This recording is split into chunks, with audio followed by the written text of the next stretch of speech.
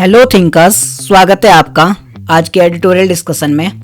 चलिए discussion start करते हैं। आज हमारा टॉपिक है वो गुजराल डॉक्ट्रिन के बारे में।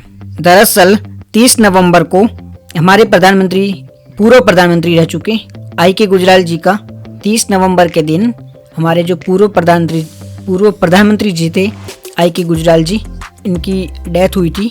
तो इसके लिए इनकी सालगिरह है, 30 नवंबर को इनकी सालगिरह थी, इसीलिए इन पर एक आर्टिकल आया है।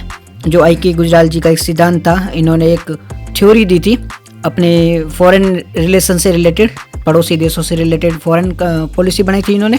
और इनका जो फॉरेन पॉलिसी थी वो आई के गुजराल के नाम से जानी गई। तो अब जानेंगे आई के गुजराल डॉक्ट्रिन क्या था, गुजराल डॉक्ट्रिन क्या था, इसमें क्या क्या सिद्धांत थे, उन सब के बारे में। तो देखो 30 नवंबर को हमारे 12वें प्रधानमंत्री जी थे, उनकी मृत्यु थी। ये 11वीं सालगिरह है। ये 1 साल से कम समय के लिए प्रधानमंत्री रहे थे। अगर कम बात करें प्रधानमंत्री टेन्योर की, तो ये काफ़ी कम टाइम के लिए प्रधानमंत्री रहे थे।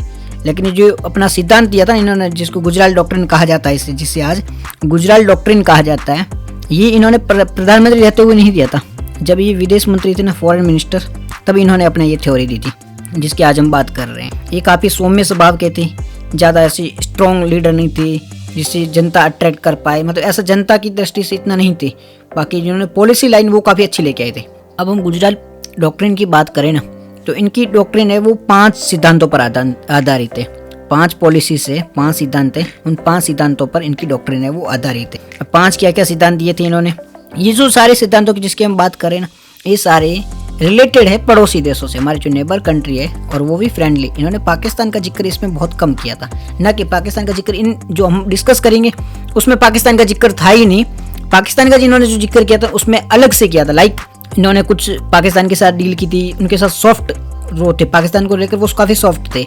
जैसे कि पाकिस्तान की जो भी बिजनेसमैन है या फिर जो घूमना इंडिया आना चाहते हैं, हॉस्पिटल के लिए आना चाहते हैं, उनके लिए वीज़ा पॉलिसी उन्होंने काफ़ी वीज़ा में वो लो कर दिया था। अगर आप इजीली इनको वीज़ा दिया जा सकता है, अगर पाकिस्तान से कोई इंडिया आना चाहता है तो उनको इजीली वीज़ा दिया जाएगा। तो पाकिस्तान को लेके वो काफ़ी सॉफ्ट थे।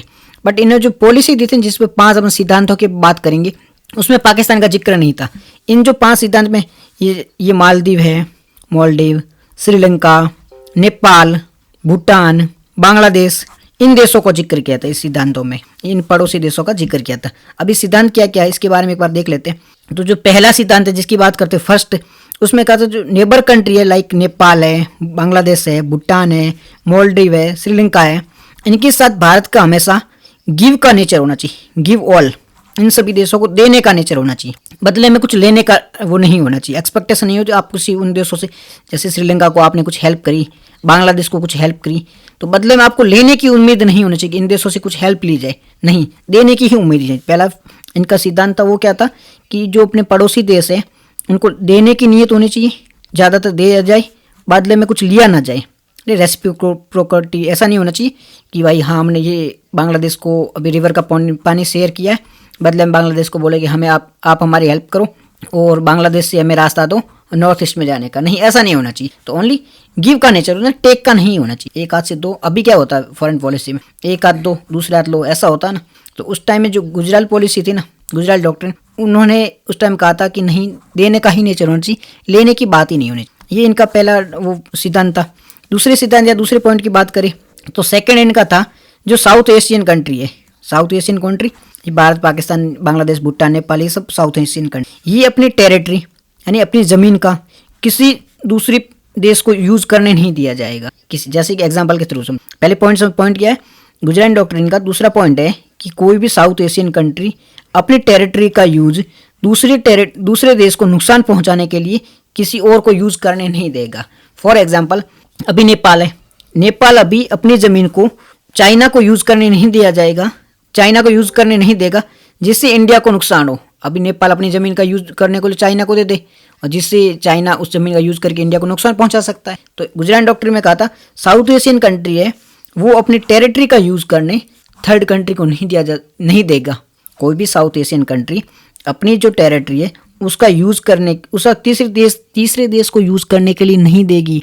अगर वो तीसरे देश को यूज़ करने के लिए देगी तो तीसरा देश उसका यूज़ करके नेबर कंट्री को नुकसान पहुंचा सकता है। सेम पाकिस्तान कर सकता है।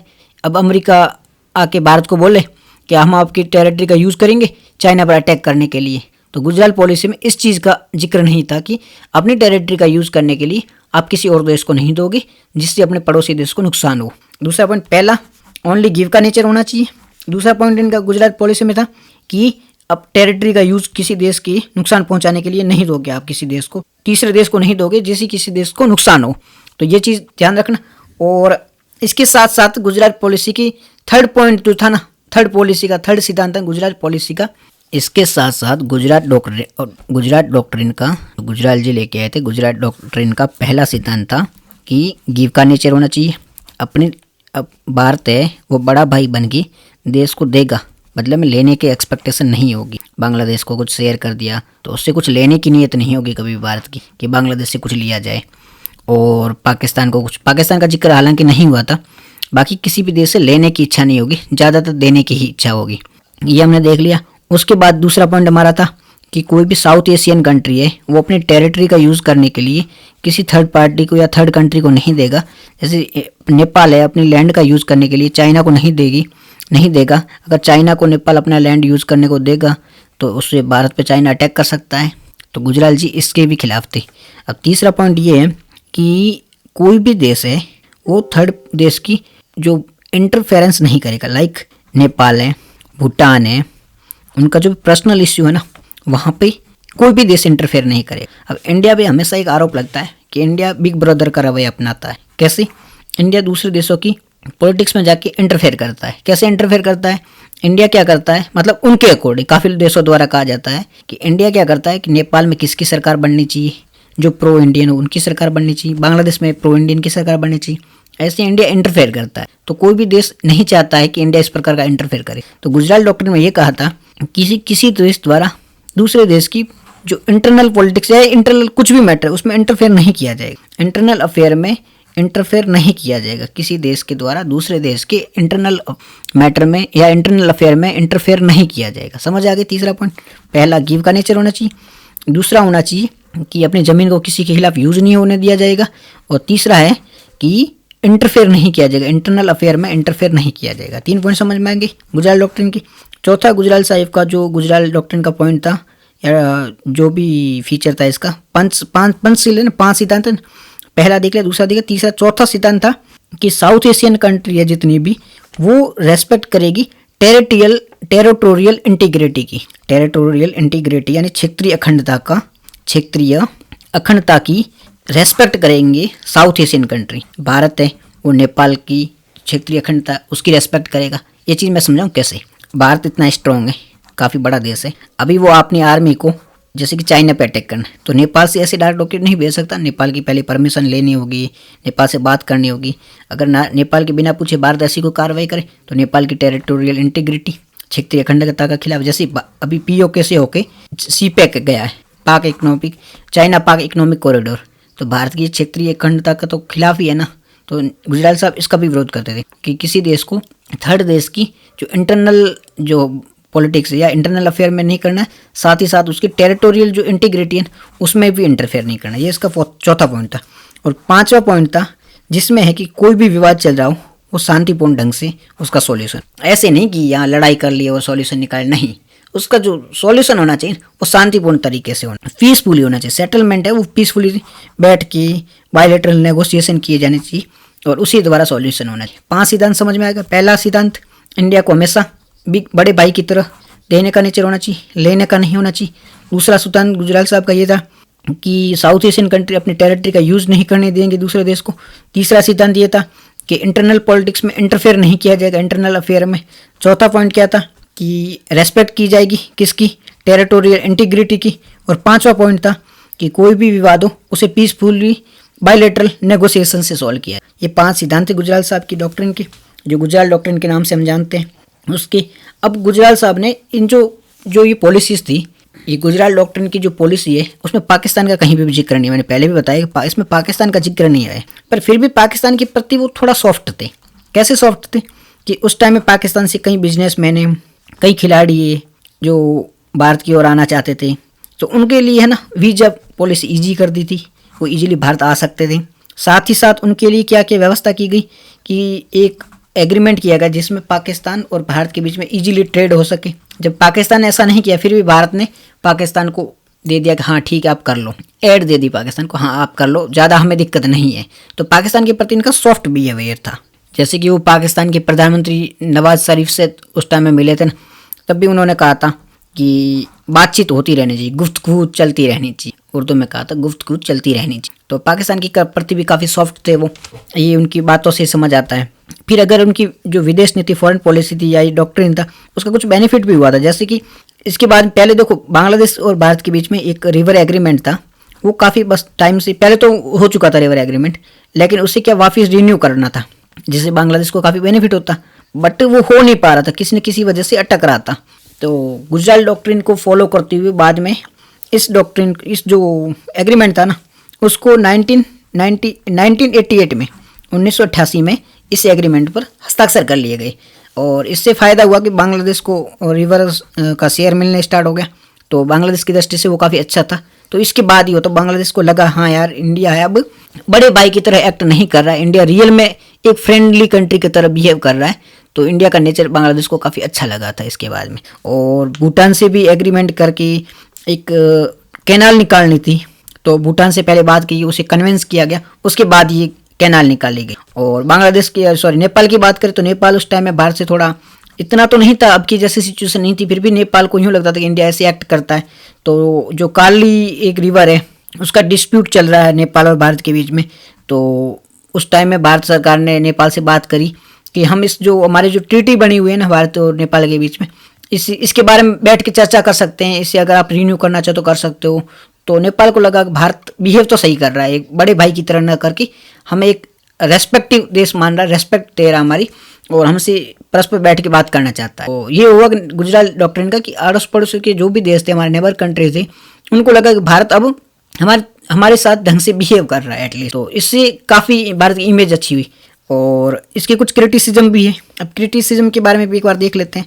क्रिटिसिज्म की बात करें तो गुजराल डॉक्ट्रिन को है ना अच्छे से फॉलो नहीं किया गया। कैसे? ये डॉक्ट्रिन लाया था ना, एक तो इसका इतना हाइप क्रिएट किया नहीं, हाइप तो ठीक है, बस इसको फॉलो करना चाहिए। इसको जो ब्यूरोक्रेट्स होते हैं, गवर्नमेंट है, उन पे अच्छे से डिस्कस नहीं हुआ कि इसका बेनिफिट क्या होगा अगर इसे लागू करोगे, तो इसे लागू करना चाहिए कि नहीं करना चाहिए, इस पर अच्छा इतना मतलब कुल मिला के इससे वो रेस्पॉन्स नहीं मिला है, उस तरह से लागू नहीं किया गया जिस तरीके से किया जाना चाहिए। तो एक तो इफेक्टिवली इसको लागू नहीं किया गया। दूसरे पॉइंट की बात करें तो गुजराल डॉक्ट्रिन में पाकिस्तान के प्रति काफ़ी सॉफ्ट रहे थे गुजराल साहब, और ये था कि पाकिस्तान को इजीली ट्रेड में भी बढ़ावा दिया गया, और वो चाहते थे पाकिस्तान के साथ ट्रेड अच्छा हो। और पाकिस्तान को ये जो सॉफ्ट थे ना, उसका खामियाजा हमें भुगतना पड़ा आज भी, कि बाद में बहुत सारे टेरर अटैक हुए। तो इसे देखते हुए कहा जा सकता है कि पाकिस्तान के प्रति काफ़ी सॉफ्ट थे। तो ये दो तीन क्रिटिसिज्म भी होते गुजराल डॉक्ट्रिन की, अच्छे से लागू नहीं हुई, पाकिस्तान के प्रति काफ़ी सॉफ्ट थे, गिव एंड टेक की जगह टेक का ही नेचर था कि इंडिया कुछ वापस मांग नहीं कर सकता है।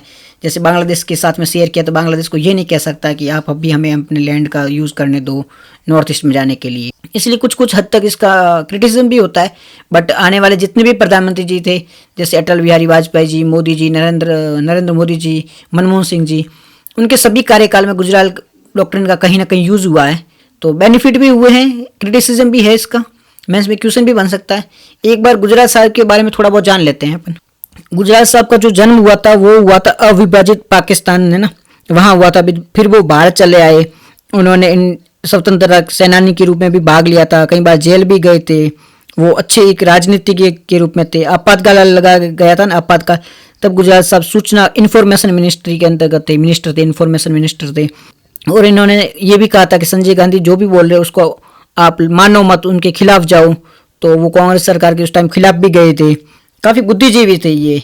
और एक बार इन्होंने ये भी कहावत है कि एक बार जो अंग्रेजी फॉरेन मिनिस्टर थे, ब्रिटिश के फॉरेन मिनिस्टर थे, जिनका नाम था रॉबिन कुक, उन्होंने कहा था कि इंडिया और जो कश्मीर है उसका इश्यू, इंडिया और पाकिस्तान के बीच में कश्मीर का इश्यू है, उससे इंग्लैंड सॉल्व करवा सकता है। अगर भारत और पाकिस्तान चाहे तो इंडिया और कश्मीर का जो मुद्दा है उसे ब्रिटिश सरकार सॉल्व करवा सकती। और जब गुजराल साहब से इसके बारे में क्वेश्चन पूछा गया कि ब्रिटेन का ये कहना है, उस पर आप क्या कहना चाहोगे, तब गुजराल साहब ने इस पर, ऐसे आजकल को बोलता नहीं है तो, लेकिन इन्होंने स्पष्ट शब्दों में कहा था कि इंग्लैंड तो भ्रम में जीता है वो अपनी ऐतिहासिक ग्लोरी में जी रहा है, जबकि वो तो कब की खत्म हो चुकी है।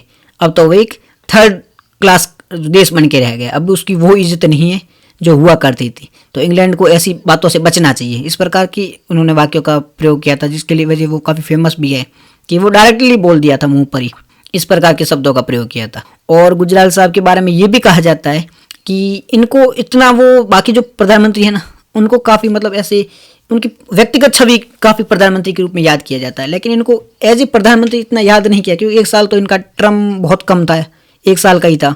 उसके साथ साथ इन्हें इनकी डॉक्ट्रिन वगैरह की वजह से याद किया जाता है। आम लोगों में काफ़ी कम ये पॉपुलर हुए थे। तो ये पूरा जो एडिटोरियल था वो गुजराल डॉक्ट्रिन पे था। इस पे एक क्वेश्चन भी आप अटेंड कर सकते हो। गुजराल सिद्धांत का क्या महत्व है, जो अपने पड़ोसी देशों के साथ मैत्रीपूर्ण संबंधों की वकालत करता है, और क्षेत्र में वर्तमान भू राजनीतिक वास्तविकता को देखते हुए भारत को इस नीति ढांचे को लागू करने में किन किन कठिनाइयों का सामना करना पड़ सकता है। इंग्लिश में, what is the significance of the Gujral doctrine that advocate friendly ties with neighbouring countries, and what difficulty does India face in the applying this policy framework given the current geopolitical realities in the region. इसको आप attend करना। Thank you very much for discuss.